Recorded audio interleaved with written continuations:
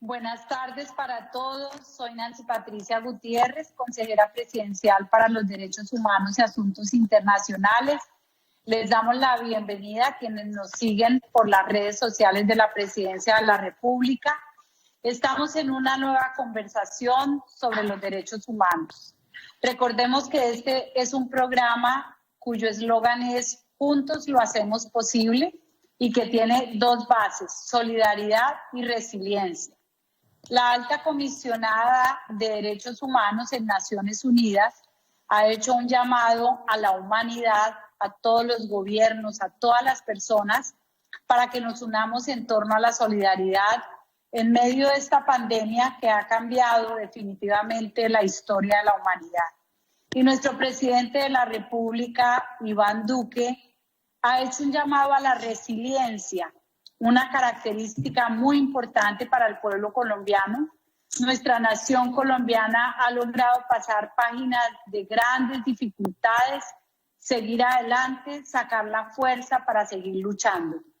Tuvimos en el mes de mayo una primera conversación en torno a empresas y derechos humanos y ahora tenemos desde el mes de julio y hasta el mes de noviembre conversaciones semanales sobre los derechos económicos, sociales, culturales y ambientales. Hoy tenemos un programa muy especial.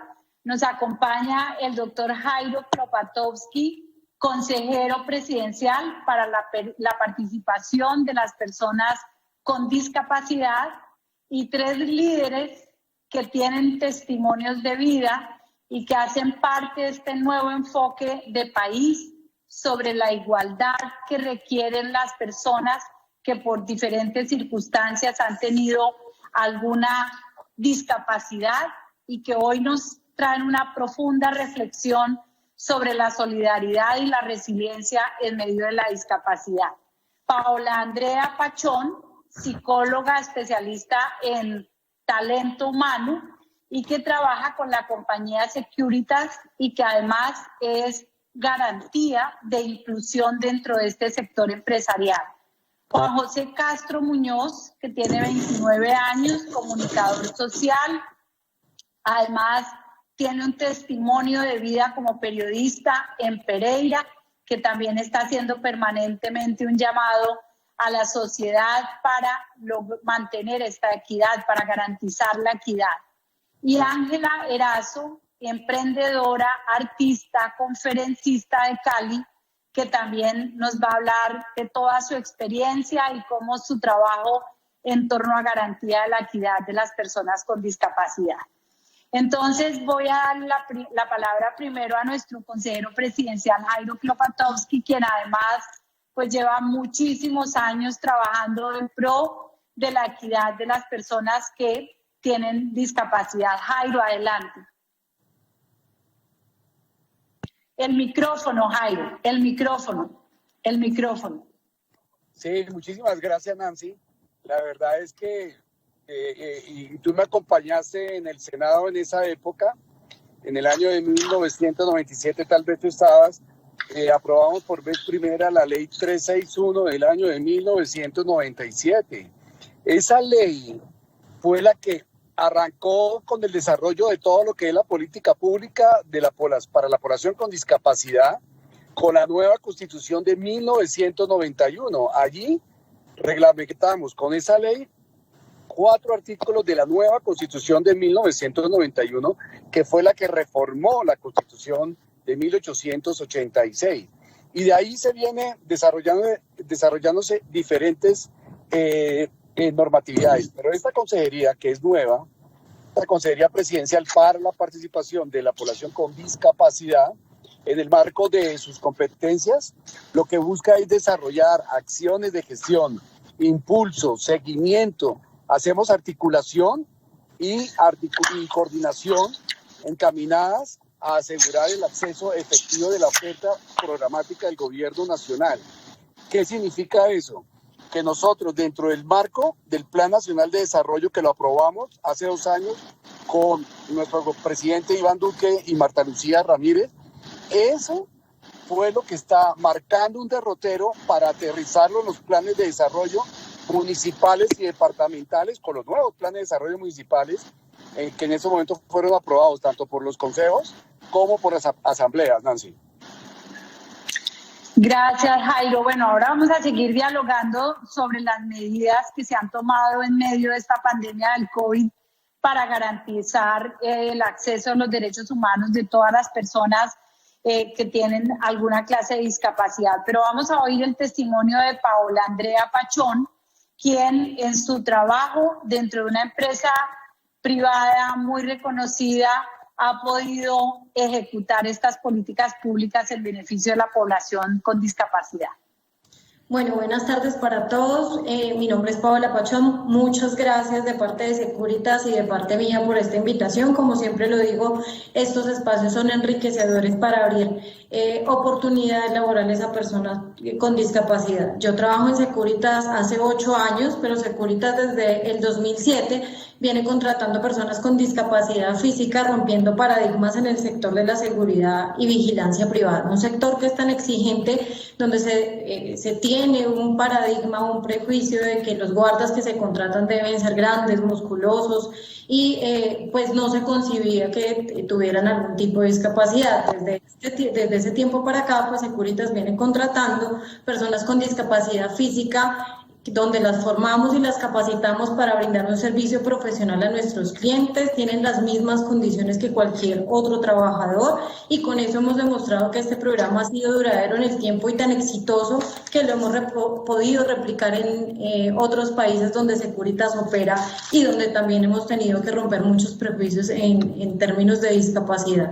Este programa está orientado pues a los derechos humanos, al respeto a los derechos humanos y la dignidad de las personas, además de trabajar con una política muy fuerte en diversidad, donde promovemos la inclusión a población vulnerable y como lo decía al principio, pues lo importante de este programa ha sido la formación del capital humano, contratar personas que ya están 100% rehabilitadas tanto psicosocialmente como físicamente y que pueden prestar el servicio, como lo decía al inicio, como cualquier otro trabajador. Básicamente eso es lo que hacemos en Securitas. Gracias, Paula Andrea. Bueno, ahora Juan José, que es periodista, presentador en Cali, pero además también fue nadador paralímpico del equipo en Pereira o en Cali. Bueno, ahora nos contará cómo es esa vivencia en el día a día de transmisión de noticias y de poder trabajar en beneficio de la población con discapacidad, Juan José. Claro que sí, como lo acabaste de mencionar, mi nombre es Juan José Castro Tobón, tengo 29 años. Bueno, yo estuve un tiempo haciendo natación, pero por motivos de estudios me retiré de la natación y ahora tuve la oportunidad de entrar a la Universidad de Instel Cali, en donde hice mi carrera de comunicación y fue una experiencia increíble porque me ha ayudado mucho porque bueno, aparte de todo, soy comunicador, como lo acabas de mencionar, consejera. De hecho, yo inicié mis prácticas laborales con el programa de Exploradores de Ciudad. Ese programa nació de un club de lectura fácil y en el programa de Exploradores de Ciudad hacíamos notas culturales. Y a raíz de eso, ahí fue que tuve la oportunidad de decidir por el lado de la comunicación. Y ahora estoy trabajando a nivel profesional con el programa de conexión remota, en donde me brindaron un espacio, en donde tengo el programa de la franja de inclusión de conexión remota. El programa de la franja de inclusión se llama Cuéntame tu historia, y yo soy el que conduzco el programa. Bueno, Juan José, mil gracias por esa hermosa experiencia y testimonio que nos ha dado. Ahora, Ángela, que es artista, conferencista. Yo creo que esa óptica de resiliencia la tiene muy clara y nos la puede compartir hoy. Sí, muy buenas tardes, gracias por la invitación. Sí, mi nombre es Ángela Patricia Erazo. La verdad que me siento muy contenta porque en mis épocas pasadas, cuando yo era más joven, no habían las oportunidades que hay hoy en día. Hoy en día hay muchas oportunidades en cuanto a nuestra recuperación, en cuanto a cosas, digamos, que de realizarnos como personas, nos están dando como más a conocer. Hemos demostrado que somos personas básicas. Yo me he hecho empíricamente en la parte laboral, digamos, yo hago artesanías típicas. Cada año me intento, me proyecto nuevas ideas para elaborar, digamos, camisetas, artesanías típicas que en homenaje a nuestras etnias. Yo he tenido una trayectoria de vida muy interesante, ya que he superado todas las barreras que se me han presentado en la vida, y debido a todo ese conocimiento que he tenido como empresario, me dio la idea de ser conferencista. Y tuve un amigo muy especial que me vino a dar como esa luz de enseñarme cómo aprenderme a hablar en público. Sí he dado mis conferencias y me ha ido muy bien, porque la idea es transmitirle a los demás de que somos personas capaces. También ya realicé mi primer libro. Este año quedé como modelo en discapacidad 2020. ¿Y cuál es la idea? Seguir para adelante, venciendo todas aquellas barreras, como yo le puse a mis conferencias, venciendo barreras. Quiero darle a conocer a los demás que somos personas que tenemos muchos talentos, como deportistas, como empresarios, como, mejor dicho, somos iguales a todas las personas que en realidad tenemos esas metas que cumplir. Hoy en día hay muchas oportunidades, gracias a Dios.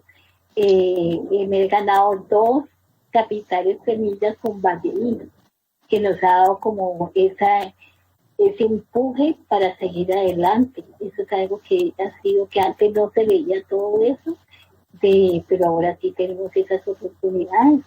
Y aquí vamos siempre mostrando que podemos y podemos transmitir muchas cosas que para darle ejemplo a los demás de que podemos seguir con el apoyo de todas las personas.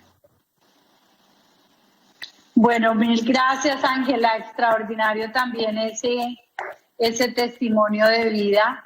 Ahora vamos a oírle a nuestro consejero presidencial, Jairo Klopatowski, cuáles han sido esas medidas en medio de la pandemia del COVID, porque sabemos que el presidente Iván Duque directamente ha estado al frente de garantizar los derechos de todas las personas en medio de estas dificultades, pero también que la Consejería Presidencial para la Participación de Personas con Discapacidad ha jugado un papel importante en tener ese seguimiento, Jairo.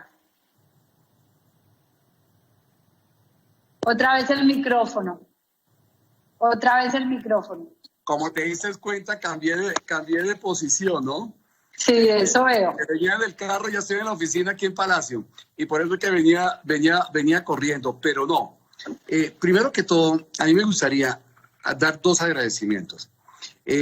A nuestros intérpretes de lengua de señas, FENASCOL, muchísimas gracias. Tenemos nuestro intérprete de lengua de señas, nuestro presidente de FENASCOL es Henry Mejía, de la Federación Nacional de Personas Sordas, colombiana de personas sordas, y él nosotros con la consejería tenemos también un convenio con ellos que me gustaría, Nancy Patricia, ofrecértelo también a ti. Cuanto a las veces que necesites, cuantas alocuciones, fíjate que el presidente tiene alocución permanentemente con las personas de lengua de señas, porque eso es parte de la accesibilidad universal. Da la información a más de 600.000 personas sordas en todo el territorio nacional. O sea que es parte también de nuestro compromiso y el trabajo. Y también agradecimiento a ti, Nancy Patricia. Mil gracias por tener en cuenta a la población con discapacidad. Tú del Ministerio del Interior, pilísima, también estuviste trabajando. Y qué bueno que estemos ahora en este programa tocando el tema para más de 5 millones de colombianos con algún tipo de discapacidad. Pero además de ellos, el 80% de este grupo poblacional están en el grupo vulnerables, viven en la absoluta pobreza, el 50% son analfabetas o iletrados. Y también quiero agradecer también a Securitas. Securitas ha sido un aliado nuestro tremendo. Estamos a punto de sacar un decreto muy importante para generar el 3% del total del empleo de los 350.000 guardas de seguridad que hay en Colombia para nuestra población con discapacidad. O sea que venimos avanzando tremendamente. Pero tocando el tema tuyo, que nos corresponde, Nancy, nosotros hemos venido trabajando en toda la caracterización de nuestra población. Y el COVID, lo que nos sirvió en medio de toda esta tragedia, pues aprender muchas cosas, y comenzamos a detectar a través de nuestra caracterización y a través del Sistema Nacional de la Población con Discapacidad. Acordémonos que yo tengo como 2 cargos, uno como consejero presidencial que articulo política pública, y 2, tengo que articular esa política pública como presidente del Consejo Nacional para la Discapacidad en los territorios, en los municipios, con los alcaldes, con los gobernadores. Por eso que llevo ya más de un año en territorio y con los nuevos planes de desarrollo, también trabajando con los alcaldes y los gobernadores para que tengamos todos, a través de registros de localización y focalización, detectar a nuestra población, saberla caracterizar, qué tipo de discapacidad y sobre todo pues para saber en dónde están, en qué territorio. Y para ello hemos montado un observatorio dentro del marco del Plan Nacional de Desarrollo. Por primera vez lo tenemos. Esa es una consejería nueva, nunca la habíamos tenido, pero dentro de las acciones puntuales que venimos desarrollando, estamos todos apoyando el proceso de certificación. El certificado es muy importante porque ha sido a través de los recursos del Ministerio de Salud. Para ello ya hemos destinado para este año para arrancar más de 5.000 millones de pesos. Por eso que es muy importante decirle a nuestra población con discapacidad en los municipios, en los departamentos, que se acerquen a la Secretaría de Salud para que se puedan registrar y caracterizar eso dentro del marco de la resolución 113 de este mismo año, ¿no? Y venimos trabajando muy conjuntamente con el Ministerio de Salud. En el mes de agosto se iniciaron esos fortalecimientos por medio de las asistencias técnicas y las mesas de trabajo.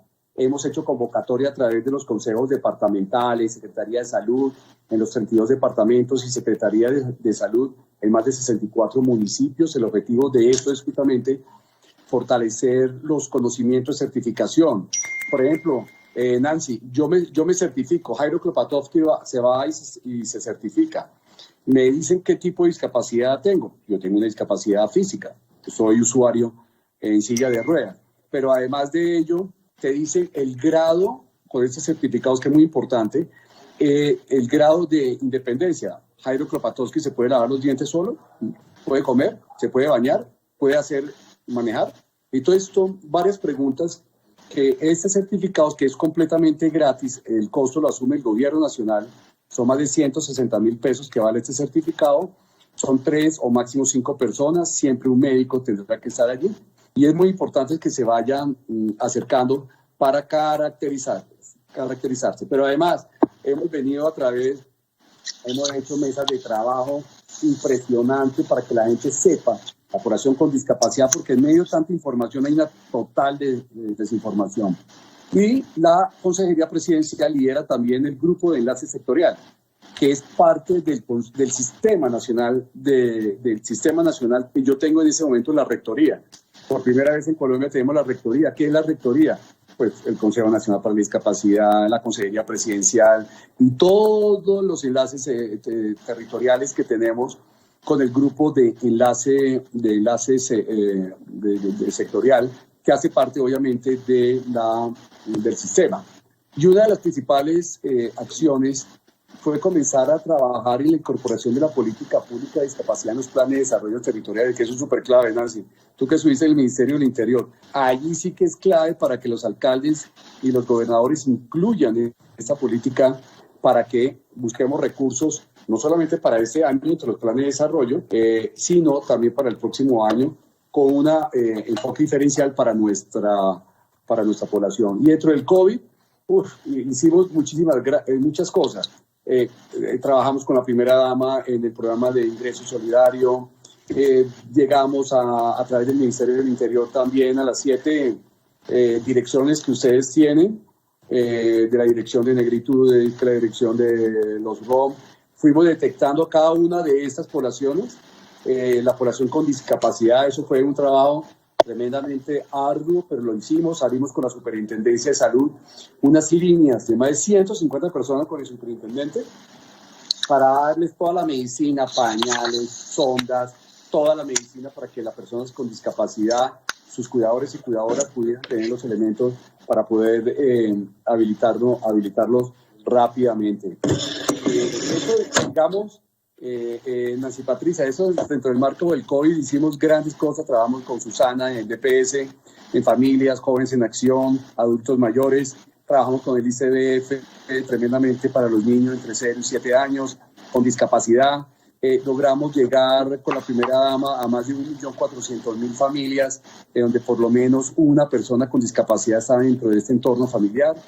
Y comenzamos a trabajar en la línea del deporte para desarrollar talentos. Con Felipe Buitrago también desarrollamos toda una línea hermosa de talentos para potencializar los talentos de la persona con discapacidad en el arte, en la cultura.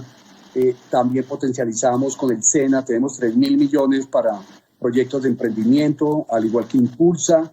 Tenemos 130 millones para proyectos de emprendimiento del SENA, 20, 40, 60 millones en Impulsa, con ese enfoque diferencial para nuestra población. Bueno, no, pues una ardua labor realizada en estos meses de COVID y de emergencia. Le quiero preguntar a Ángela Erazo. Ángela, la Constitución Política Colombiana habla de la equidad, de guardar precisamente un enfoque diferencial para mantener la igualdad en aquellas personas que pueden tener alguna clase de desventaja. ¿Cuál ha sido esa percepción en su historia de vida de la lucha para garantizar esa igualdad y ese enfoque diferencial en los diferentes aspectos de la vida? Bueno, lo más primordial es perder como esos temores, perder como el miedo a enfrentarnos a una sociedad es un reto, ¿no? Pero hoy en día yo me quedo muy admirada de ver cómo hemos sido como más excluidos en la sociedad, más incluidos, perdón. ¿Por qué? Porque mira que en las épocas pasadas no habían reinados de la discapacidad, digamos modelos en discapacidad. Hoy en día sí. Hoy en día dan a las personas en discapacidad también, como dice Jairo, convocatorias para personas como nosotros para apoyar nuestros emprendimientos. Eso es muy interesante, eso es algo que en tiempos pasados, cuando no había el internet, ni sabíamos de eso. Era sálvese quien pueda. Éramos como olvidados en una fiesta. Entonces, hoy en día veo que hay muchas oportunidades de parte del gobierno de aprovecharlas. Es muy importante aprovechar estas oportunidades. Aparte, nos están dando también capacitaciones virtuales. Y nos dan las capacitaciones y nos están apoyando nuestras empresas. Eso nos motiva a seguir adelante, a demostrar que sí podemos.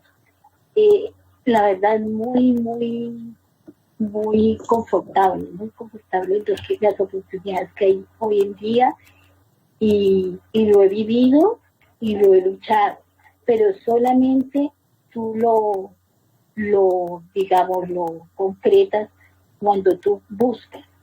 No es que las cosas lleguen a uno, sino uno buscar, y para eso son estos aparatos, para uno buscar las convocatorias que da el gobierno, los beneficios, las oportunidades. Entonces veo que uno también tiene que esforzarse y poner de su parte. Muy bien, Ángela. Juan José, ahora nos hablaba Jairo el trabajo que él hizo desde la consejería para buscar que la política pública de inclusión y de beneficios para las personas con discapacidad quedara también en los planes de desarrollo de las entidades territoriales. Usted que ejerce sus labores periodísticas desde Cali, encuentra efectivamente en las entidades departamentales y municipales esa política pública en beneficio de las personas con discapacidad?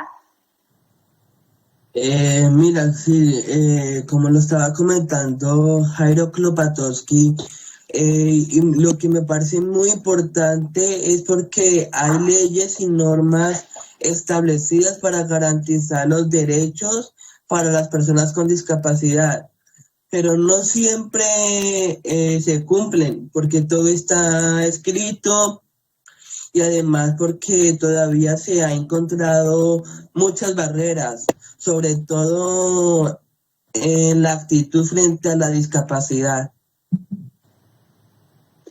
Y en el caso, Paola Andrea, de la educación y la formación para el trabajo de las personas con discapacidad, ahora decía Jairo que cerca del 50% de la población que tiene alguna clase de discapacidad no está en pobreza, en la línea de pobreza. ¿Cómo relaciona eso con las competencias laborales y las competencias para actuar normalmente en la vida laboral a pesar de las discapacidades? Bueno, eso para Securitas también ha sido un reto porque nosotros contratamos población vulnerable, estrato 1 y 2, básicamente. Este tipo de población normalmente no tiene una formación académica que les pueda ayudar a encontrar o a desempeñarse en ciertas labores o en ciertas o con ciertas competencias, perdón. En el caso de Securitas para nosotros también es un reto porque dentro de los ajustes razonables cuando vamos a buscar personas con discapacidad bajo las alianzas público-privadas, pues debemos mediar en la formación básica como es el bachillerato. O sea, las personas con discapacidad que se presentan para este cargo de seguridad usualmente no tienen el bachillerato completo, entonces Securitas debe ceder hasta mínimo 9º grado, que es lo mínimo que podemos aceptar para que puedan cumplir con la prestación del servicio que nosotros le prometemos a nuestros clientes. Desde ahí pues se vuelve un desafío porque también debemos formarlos y darle la capacitación en seguridad. Tampoco vienen con esa formación porque el curso de seguridad tiene un costo y Securitas cuenta con su propia escuela de formación, lo que hace más fácil el proceso, porque si nosotros encontramos a alguien que cumpla con el perfil bajo sus actitudes, pues nosotros les damos la formación para desempeñarse en el sector de la seguridad. Estos cursos en el mercado normalmente tienen un costo que muchas veces no pueden asumir porque la persona que está buscando trabajo en seguridad es la persona que está a cargo de su familia y pues en ese momento no tiene para cubrir con estos gastos. Entonces Securitas hace un proceso de preselección. Si ellos pasan el proceso, nosotros los contratamos, les damos toda la formación y pueden hacer plan de carrera dentro de la empresa. Por esta misma razón tampoco es fácil encontrar los perfiles, ¿no? Entonces, con una vacante podemos demorarnos un mes y medio, un poco más, hasta que podamos encontrar la persona que se adapte a las competencias laborales que exige Securitas. Entonces, pues desde ahí se hacen las alianzas público-privadas para poder hacer una sinergia y un engranaje donde podamos tener a las personas y cumplir con el programa que tenemos y desarrollamos desde la compañía. Mil gracias, Paula Andrea. Jairo, 23 años de vigencia de la ley 361 a la cual nos hacía referencia, que además lideró usted en el Congreso, implementó siempre con una visión de largo plazo y ahora como consejero presidencial le ha tocado ejecutarla para efectos de sacar adelante las normas, los instrumentos y aquellas decisiones desde el Ejecutivo para hacer realidad la ley. ¿Qué ha encontrado en estos 23 años y cuáles son los desafíos que está viendo para el futuro? Eso, todos, Nancy, hemos dado unos pasos agigantados, pero falta muchísimo en el desarrollo de lo que decía Juan José, que además Juan José es un deportista paralímpico, ¿no? Es un deportista paralímpico que, entre otras cosas, Colombia, cuando yo estuve director nacional de Coldeportes, hoy Ministerio del Deporte, logramos sacar las primeras 8 medallas olímpicas. Londres 2012, sacamos 4 medallas paralímpicas, y en Brasil 2018, 4 años después, obtuvimos las mismas 8 medallas olímpicas, pero subimos a 17 medallas paralímpicas, y el año pasado en Lima, Perú, en los Parapanamericanos, subimos de 85 medallas parapanamericanas a 133. Hay que felicitar también a nuestros deportistas paralímpicos como Juan José. Pero él decía algo también muy importante, el cambio actitudinal. Fue una pregunta que tú le hiciste, ¿cuáles son los paradigmas que tenemos que romper en nuestra sociedad? Es de no ver a la población con discapacidad como el pobrecito, ayudémoslo, mire, démosle casi una limosna. No, las personas con discapacidad tienen todos sus derechos, también sus deberes, y está consagrada en la Constitución Nacional. Por eso es que desde la Consejería Presidencial en el tema laboral hemos conseguido, a través de la parte pública, del 1.200.000 empleos que genera, nosotros que somos servidores públicos, hemos generado más de 4.455 nuevos cargos para la población con discapacidad, con ese enfoque diferencial. Gracias a Grillo, nuestro director de Función Pública, que viene trabajando también fuertemente, pero a través del Servicio Nacional de Trabajo, del Ministerio de Trabajo, también algo muy importante hemos desarrollado con la empresa privada, algo más de 3.854 nuevos cargos. Claro, cuando uno dice 10.000 nuevos cargos que se hayan generado, es muy poquito, claro, pero ahí consígalos, y sobre todo en esta época, y para nuestra población también con discapacidad. Pero eso va íntimamente ligado a todos los proyectos de emprendimiento que hemos venido realizando con el SENA, que ya habíamos hablado, 3.000 millones, Impulsa, 20, 40, 60 millones, a través de Cultura. De igual manera tenemos 18.000 millones para todos los proyectos de emprendimiento para potencializar esos talentos, a través del deporte, a través de todos los deportistas que se vienen desarrollando en los municipios y en los departamentos, porque esos son parte del ciclo para llegar a los nacionales y el ciclo para llegar obviamente a los olímpicos, como lo es Juan José. Pero algo muy importante, Nancy, el trabajo va íntimamente ligado con la educación. Nosotros habíamos dicho que el 80% de nuestra población vive completamente en la vulnerabilidad. Son personas que no han tenido posibilidades para entrar a las aulas escolares, mucho menos a una universidad. ¿Qué hemos hecho entonces con Ana Victoria, nuestra ministra de Educación? Hoy tenemos más de 265.000 niños y niñas en las aulas escolares, que es algo que jamás se había visto en la historia de Colombia, con 3 subsidios. 1, a través del PAE, del Plan de Alimentación Escolar. 2, a través de los subsidios a las matrículas. Y el 20% del valor de la matrícula se subsidia también por parte del Gobierno Nacional y Ministerio de Educación para que hagan los ajustes razonables. Rampas, para que monten los programas de Convertir, del MINTIC, para que descarguen a través del centro de relevo, como está ahora Sharon, que es la intérprete. Antes estaba con nosotros Carla. Siempre debemos tener 2 intérpretes de lengua de señas, cada uno por 20, máximo 30 minutos. Y además ellos tienen algo muy importante, la población sorda, es que esa lengua de señas que estamos viendo en este momento es la primera lengua para las personas sordas. No es el español, es esa la lengua de señas. Y en este momento hemos venido generando a través del SENA, a través de FENASCOL, a través de INSOR, que ha hecho un excelente trabajo también Natalia, hemos generado más y más producción de personas de intérprete de lengua de señas con un altísimo nivel de calidad. Shalen, que está en ese momento de intérprete de lengua de señas, es una experta en este momento de lengua de señas y es como hablar el inglés perfectamente. Así lo están haciendo Carla, de la que salió ahorita, entra seguramente más adelante, y Shalen, que nos está acompañando en ese momento. Entonces, todo este tema de educación, la parte laboral, de la accesibilidad universal a través de la lengua de señas, lo que venimos haciendo con el Ministerio de Educación, lo que se viene haciendo con el Ministerio de las TIC, para hoy en día tú, Nancy, puedes descargar en tu celular dos programas, dos software muy importantes. Uno, para las personas ciegas, que son a través de Convertic, un software que nos los puede explicar Juan José mucho mejor, para que pueda leer cualquier tipo de documentos.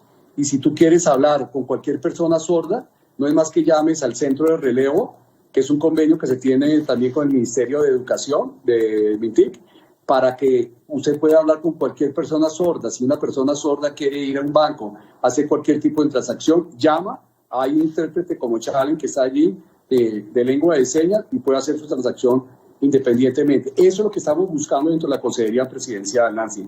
Darle una mayor autonomía, una mayor eliminación de barreras arquitectónicas, pero lo que dijo Juan José, lo más importante, la eliminación de las barreras actitudinales. No, aprende uno todos los días algo nuevo y ha sido de verdad extraordinario este programa. Ángela, la Comisión Interamericana de Derechos Humanos se ha preocupado mucho porque la necesidad de que los estados y las políticas públicas vayan encaminadas a luchar contra la discriminación. Y obviamente una situación de discapacidad genera una vulnerabilidad para la discriminación, pero también esa diferencia entre hombres y mujeres puede verse agravado en caso de la discapacidad. No, la verdad que yo creo que no tiene nada que ver que sea hombre o que sea mujer. Veo como que hay una igualdad. Veo que hay una igualdad y bueno, estamos como luchando porque haya como esa igualdad de género, ¿no? Igualdad en todo sentido, en cuanto a las barreras, en cuanto a las capacidades. Lo importante es que uno tiene un talento, pueda luchar y mostrar ese talento que tú tengas. Como decía ahorita Jairo, no hay que llamar como, digamos, generar la lástima. No, ni que porque eres hombre, ni que porque eres mujer. Yo creo que hoy en día ya eso no tiene como esa importancia, sino que sí todavía hay como discriminación en la sociedad. Hay muy poca, pero todavía la hay.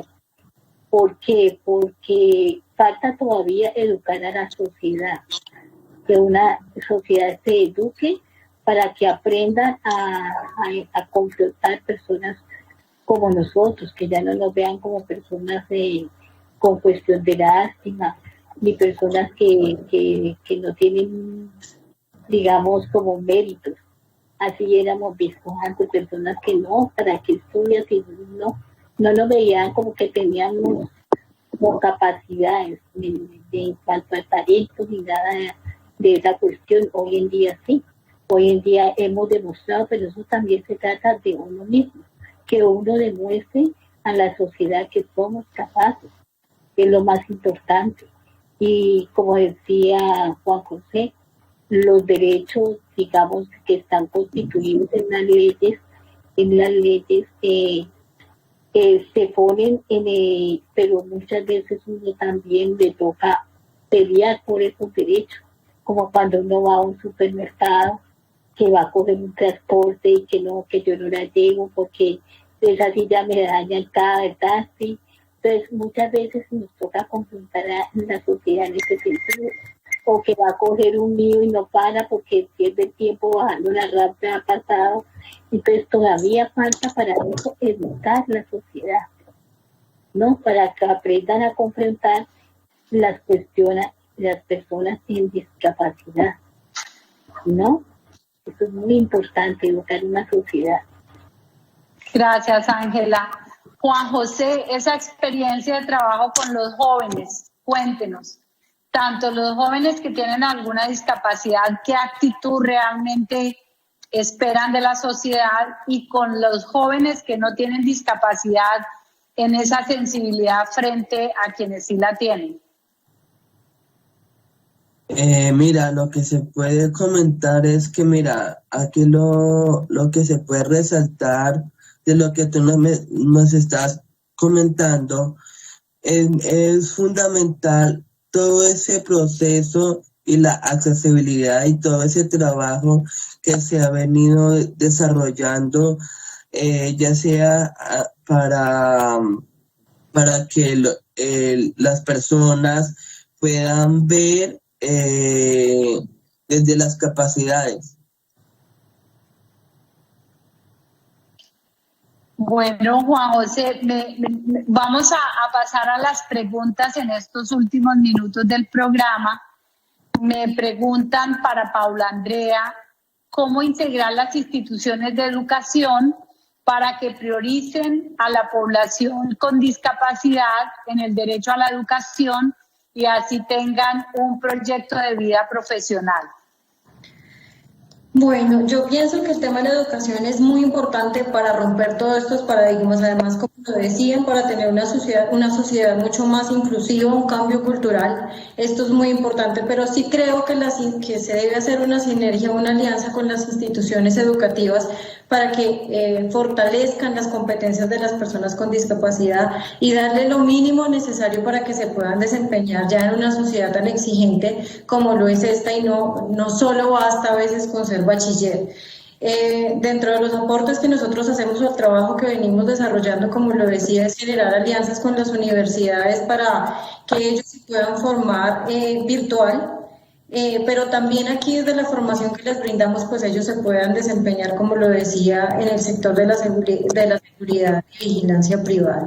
Estando aquí, pues entran en un programa de bienestar donde se pueden empezar a desarrollar un plan de carrera y muchos de ellos también pueden ser profesionales a futuro si así lo desean, pero sí creo que es importante que para la población estrato 1 y 2, que es a las que le queda más complicado acceder a la educación, se fortalezca desde las entidades educativas y se fomente esta educación, pero que se haga mucho más fácil para ellos, porque hay que trabajar, hay que estudiar y se vuelve muy complejo sacar adelante las dos cosas al tiempo. Sostener una familia, pero también querer estudiar muchas veces es muy complejo. Entonces, hacer programas que sean mucho más accesibles para esta población. Gracias, Paula. Andrea, aquí me ha llegado una pregunta para Jairo. ¿Qué beneficios trae para las empresas la contratación de personas con discapacidad?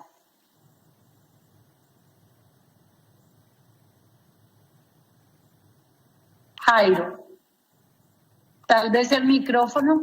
Gracias. En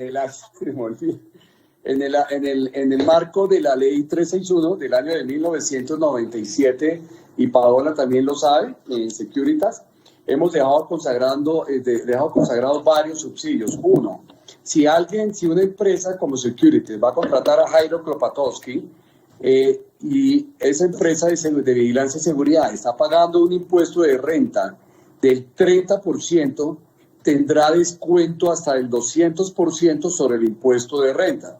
Significa que por cada $1.000.000 que Jairo Klopatowski esté ganando, tendrá descuento esa empresa de $600,000 mínimo por haber contratado a esa persona con discapacidad. El segundo gran punto de descuentos tributarios que tenemos nosotros es el menor cuota de aprendices. El 50% de los aprendices que es obligado por el gobierno, por el Estado, por la ley, de contratar a personas aprendices, tendrá un descuento hasta el 50% de los aprendices del SENA.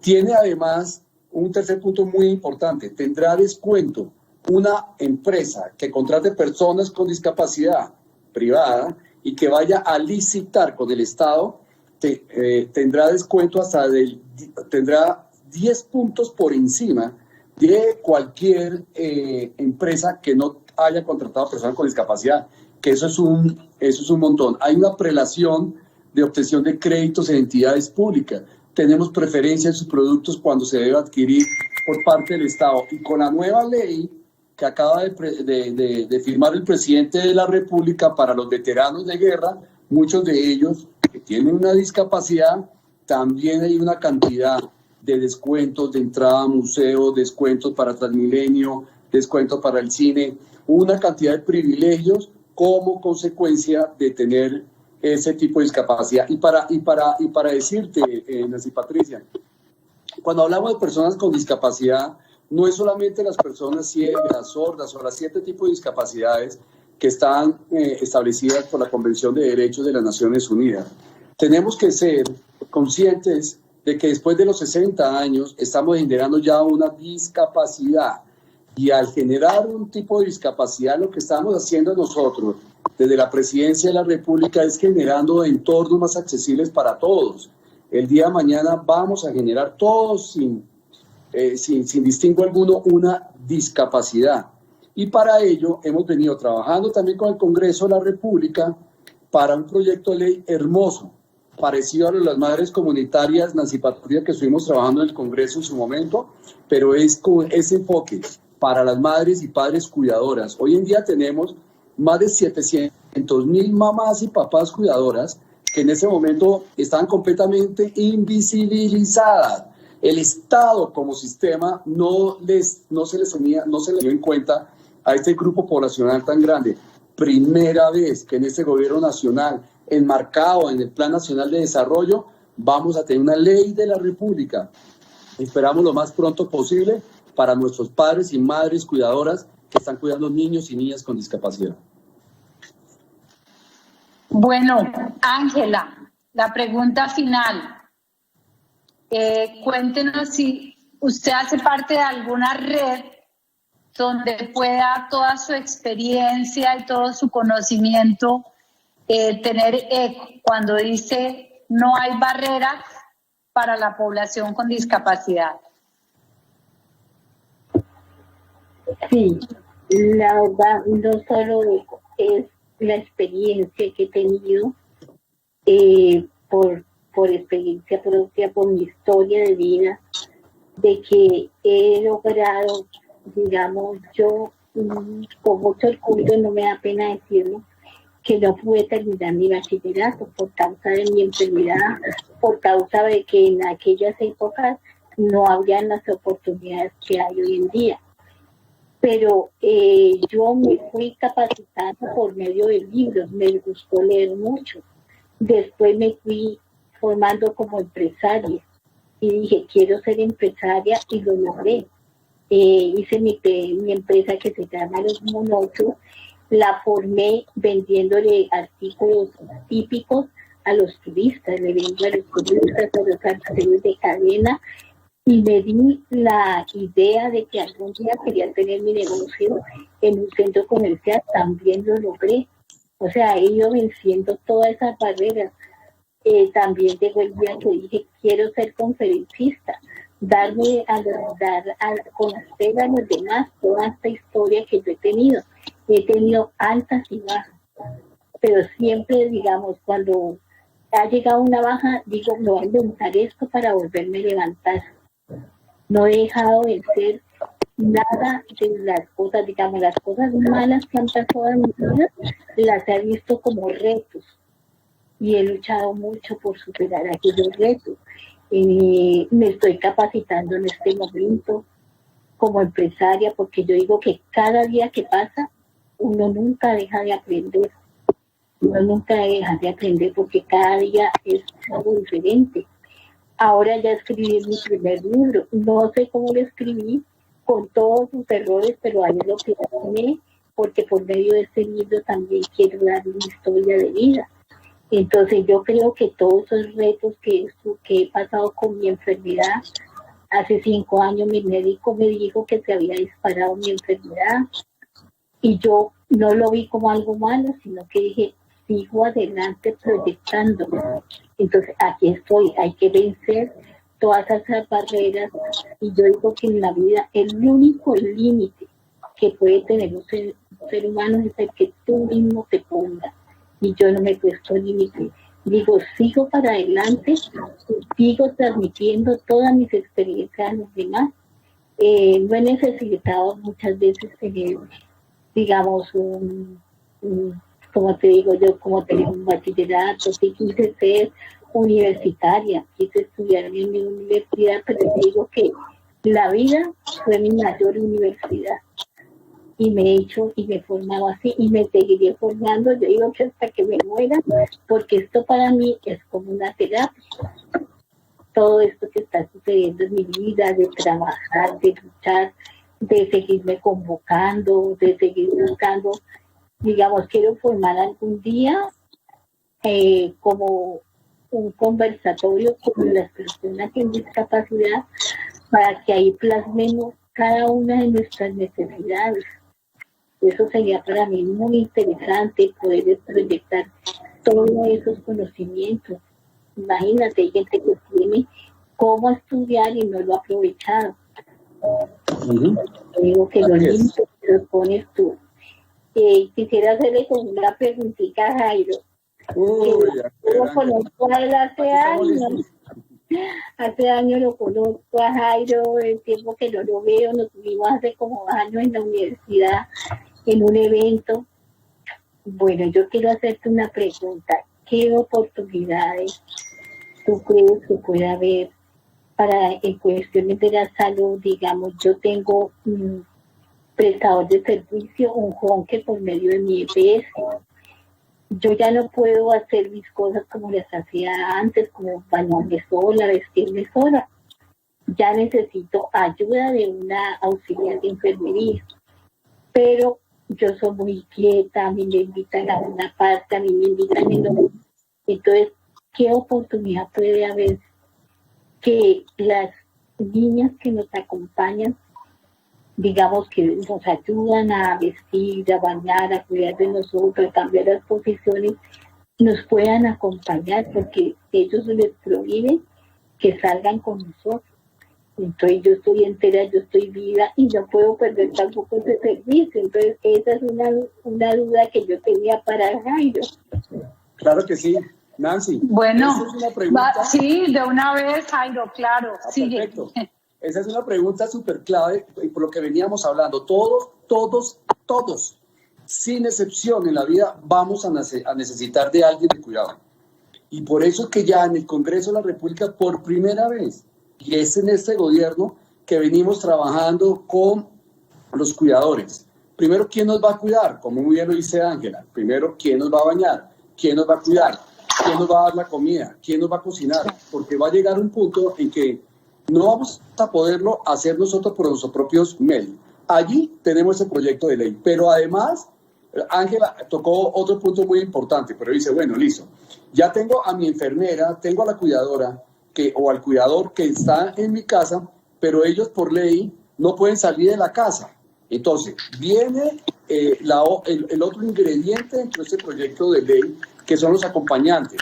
Si Ángela quiere salir al centro comercial, quiere salir a pasear y comerse un helado, quiere salir y hacer una transacción bancaria y quiere ir a Unicentro, por decir algo, que puede también dentro de este proyecto de ley tener un acompañante. Son dos cosas diferentes. Una cosa del cuidador, que no puede salir de su casa, tiene que estar en su casa, y eso pasa en Canadá, en los Estados Unidos y en otros países. Y otra cosa es el acompañante.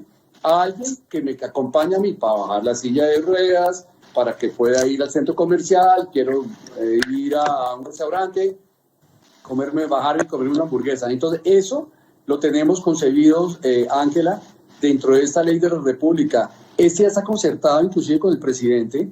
El presidente ya es, aun cuando es de iniciativa del Congreso de la República, ya el presidente está enterado, sabe muy bien los costos que eso va a generar a futuro, y estamos completamente convencidos que vamos a encontrar los recursos para hacer algo muy importante, llenar un vacío que durante muchos años de haberse constituido la República de Colombia había sido cercenado, Nancy Patricia, para nuestra población. Sobre todo, y vuelvo y lo repito, todos vamos a envejecer y de alguna u otra manera vamos a necesitar una ayuda. Y todo lo que estamos haciendo es abriendo el espacio para todos y cada uno de nosotros. Bueno, Jairo, gracias. Yo creo que ya se nos agotó el tiempo con esta respuesta que le ha dado Jairo a Ángela.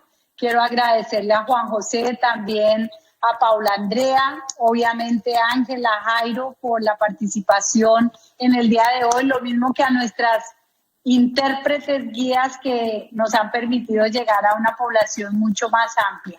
Les agradezco mucho. El próximo jueves estaremos en un nuevo programa, Juntos lo hacemos posible, y recordemos que el respeto de los derechos humanos es una tarea de todos. Tenemos derechos, tenemos cómo exigirlos, pero también tenemos el deber de respetar los derechos de los demás. Feliz tarde para todos. Jairo, un abrazo. Gracias. Feliz tarde. Gracias. Hasta luego, gracias. Gracias. Hasta luego, muchas gracias por...